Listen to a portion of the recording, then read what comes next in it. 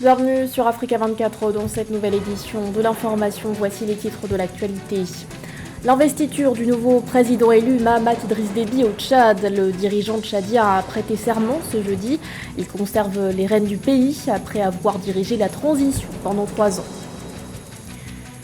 Vital Kamerhe retrouve le perchoir en République démocratique du Congo. Il a été élu ce mercredi président de l'Assemblée nationale.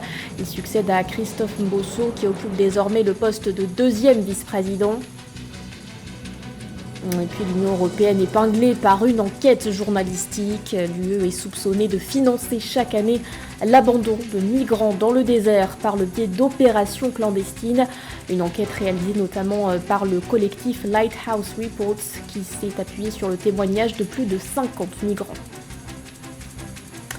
Mais tout d'abord, une investiture qui met fin à 3 ans de transition au Tchad.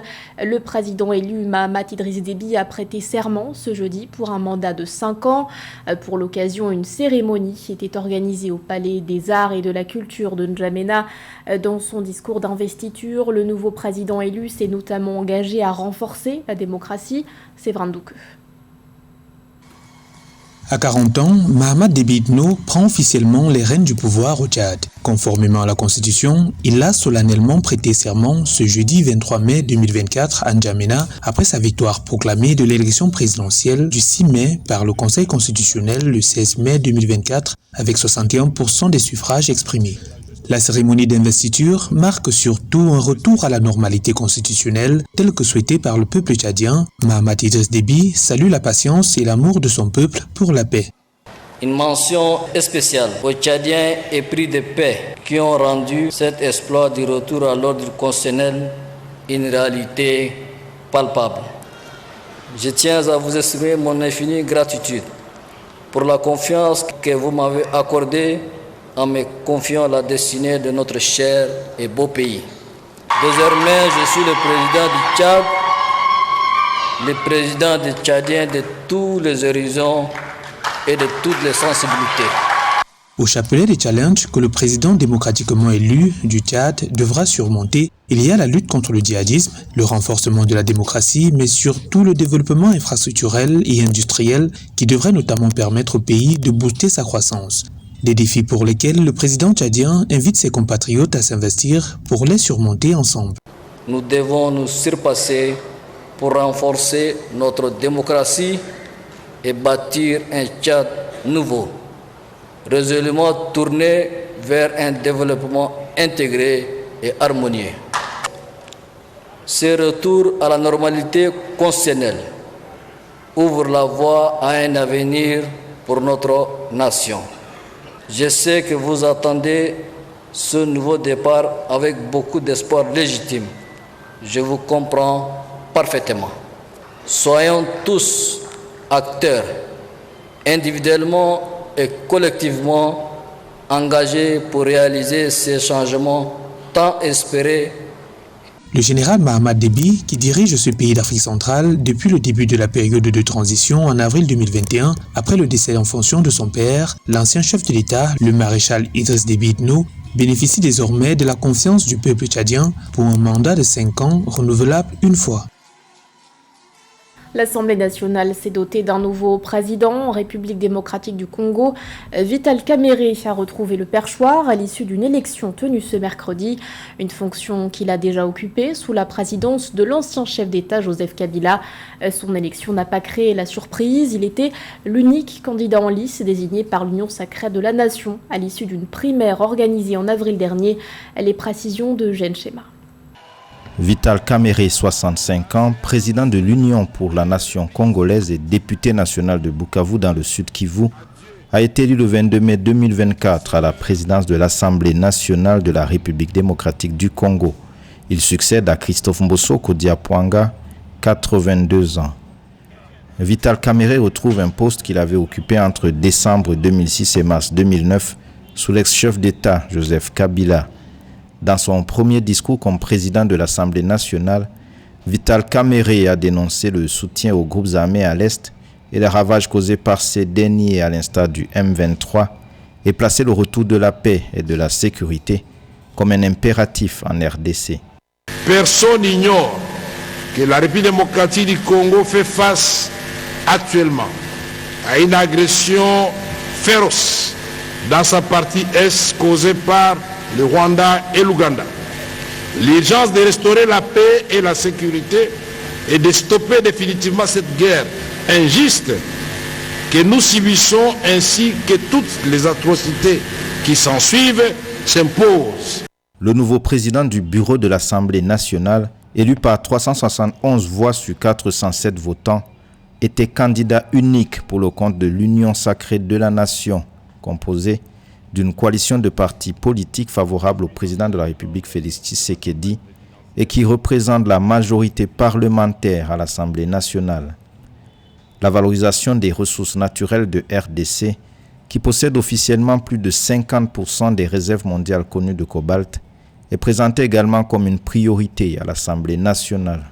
Honorables députés, chers collègues, nous allons ensemble, dans l'union des intelligences, transformer ce qui apparaît actuellement comme une malédiction de nos ressources naturelles en un véritable atout qui va placer la RDC, la République démocratique du Congo, au cœur de la transition énergétique à laquelle l'humanité est contrainte suite aux effets néfastes du changement climatique. L'élection du bureau de l'Assemblée nationale de la République démocratique du Congo a connu des reports. Le vote ayant été initialement programmé le 8 mai puis le 18, avant de se tenir effectivement le 22 mai.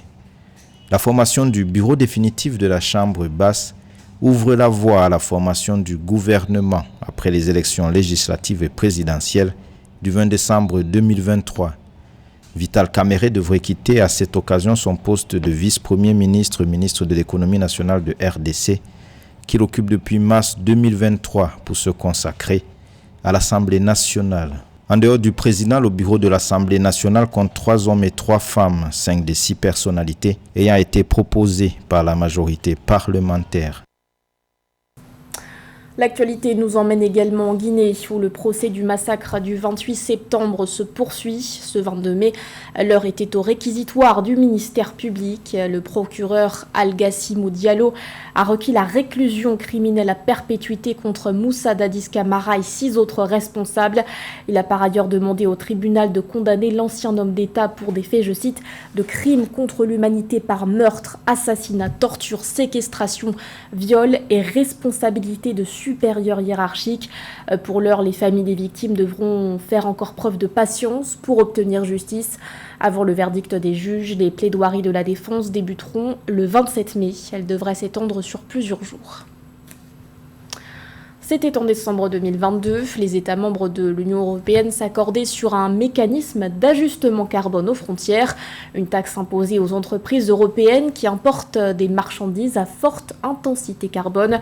Mais la mise en place de ce dispositif inquiète les partenaires commerciaux de l'UE, notamment l'Afrique, qui pourrait perdre en raison de cette taxe 25 milliards de dollars par an. Les précisions de cher Omar Kamara.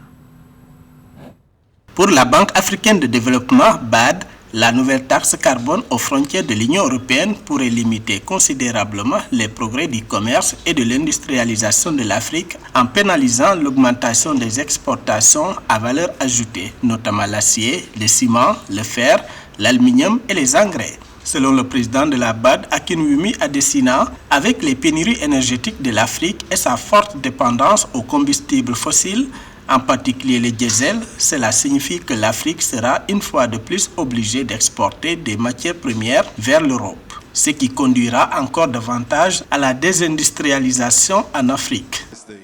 Cela a un impact négatif sur l'Afrique. La raison est que les entreprises africaines qui fabriquent du ciment, de l'acier, de l'aluminium et des engrais et qui tentent d'exporter vers l'Europe vont se voir facturer une taxe aux frontières de 80 € par tonne, donc c'est très cher. Tout ce que cela va faire, c'est que les pays d'Afrique, qui souffrent déjà de la hausse des droits de douane au moment même où ils ajoutent de la valeur à tout ce qu'ils produisent, vous les forcez maintenant à descendre dans la chaîne de valeur.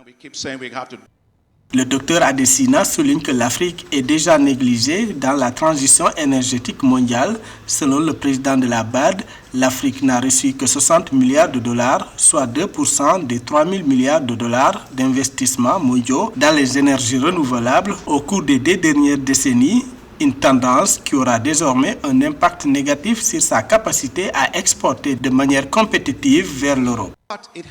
Si nous parlons de l'Afrique qui mobilise des ressources, elle ne peut pas perdre 25 milliards de dollars par an et se voir ensuite infliger une amende. L'Afrique ne contribue qu'à 3% aux émissions mondiales de gaz à effet de serre. La quantité d'espace total disponible dans le monde aujourd'hui pour toute émission est de 4000 gigatonnes. Les pays développés utilisent 4000 gigatonnes. Alors, donnez à l'Afrique un peu d'espace pour pouvoir se développer et pouvoir avoir une énergie stable. Une décarbonisation rapide des pays africains exportateurs de combustibles fossiles pourrait réduire les exportations de matières premières jusqu'à 150 milliards de dollars, selon les conclusions préliminaires d'une récente étude commandée par Afreximbank. L'Union européenne qui a par ailleurs réagi après avoir été épinglée par une enquête journalistique. Enquête selon laquelle elle est soupçonnée de soutenir et financer chaque année l'abandon de migrants dans le désert et dans les régions reculées. Face à ces accusations, la Commission européenne évoque une situation difficile sans pour autant entrer dans le vif du sujet. Marie-Raphaël Antolo. Des enquêtes menées depuis début 2024 à l'échelle internationale impliquent l'Union européenne dans l'abandon des migrants africains dans des déserts de plusieurs pays du Maghreb. D'après le collectif de journalistes Lighthouse Reports et 7 médias internationaux, des dizaines de milliers de migrants en route vers l'Europe sont continuellement arrêtés et abandonnés en plein désert au Maroc, en Tunisie et en Mauritanie afin de les dissuader de tenter de rejoindre l'Union européenne. Face à ces chefs d'accusation, la Commission européenne a reconnu mardi 21 mai l'existence d'une situation difficile. Ils nous ont laissés sans eau et sans nourriture. Ils nous ont laissés à cet endroit-là et se sont mis à rire. Selon les conclusions de l'enquête, les migrants appréhendés au Maroc, en Mauritanie et en Tunisie, en raison de la couleur de leur peau, sont souvent amenés dans des bus vers des zones désertiques et arides, sans eau ni nourriture. Certains sont même conduits vers des zones frontalières où ils sont vendus à des trafiquants d'êtres humains et à des gangs qui les soumettent à des tortures en échange des rançons. Pour le collectif de journalistes Lighthouse Reports, ce trafic est tout simplement un système de déplacement de masse qui fonctionne grâce à l'argent, les véhicules, l'équipement, le renseignement et les forces de sécurité fournies par l'Union européenne et les pays européens. Si aucune action n'est prise pour sauver la vie des individus en leur apportant des aides humanitaires immédiatement, et si en plus de cela, rien n'est fait pour faciliter l'évacuation de ces personnes de la zone, nous témoignerons un nombre élevé de décès.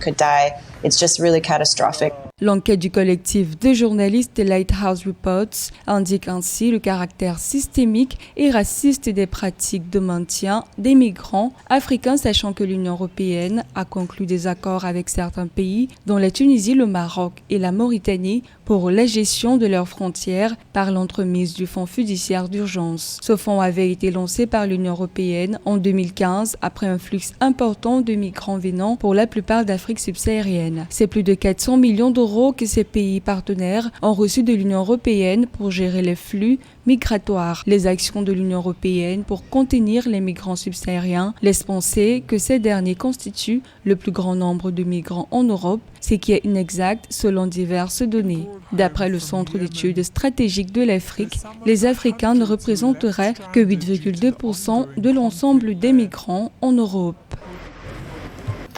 La Côte d'Ivoire poursuit ses efforts pour promouvoir les industries culturelles et créatives. Les autorités ont lancé un fonds de financement d'1 milliard de francs CFA pour financer des projets novateurs. Parmi les domaines ciblés, le cinéma, les arts plastiques, mais aussi le design. Marie-Roger Kouaou. La Côte d'Ivoire, berceau de talents artistiques et culturels, reste attachée à sa vision de promouvoir l'industrie culturelle et créative. Le 19 mai 2024, le gouvernement ivoirien a alloué un fonds de financement de projet de 1 milliard de francs CFA pour soutenir les créateurs locaux. Cette initiative, qui s'inscrit dans le programme jeunesse du gouvernement, vise à soutenir les jeunes talents ivoiriens et à stimuler l'innovation dans le secteur culturel. Première tranche de 1 million à 5 millions pour les projets de création d'activités et de 5 millions à 20 millions de francs CFA pour les projets de développement d'actifs. Il est associé à une cagnotte de 80 millions de francs CFA qui est destinée au renforcement des capacités de production des jeunes porteurs de projets.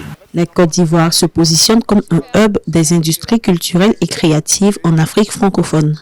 Ce financement permettra aux artistes de concrétiser leurs idées, de créer des œuvres originales et d'accéder à des plateformes de visibilité. Il contribuera également à l'économie en générant des emplois et en attirant des investissements. Notons que l'industrie culturelle en Côte d'Ivoire, c'est 4% du produit intérieur brut en décembre 2023. Ce programme permettra d'apporter des réponses concrètes à l'employabilité et à l'insertion de notre jeunesse. Notre jeunesse qui est prioritaire pour le président de la République, son Excellence M. Alassane Ouattara. Les industries culturelles et créatives connaissent une montée en puissance au niveau économique, représentant près de 3% du PIB des États africains en 2020. Notons qu'à ce jour, ce secteur emploie 20% de jeunes entre 15 et 29 ans à travers le monde, dont 45% de femmes. C'était le journal de la rédaction. Merci de l'avoir suivi. L'actualité continue sur Africa 24.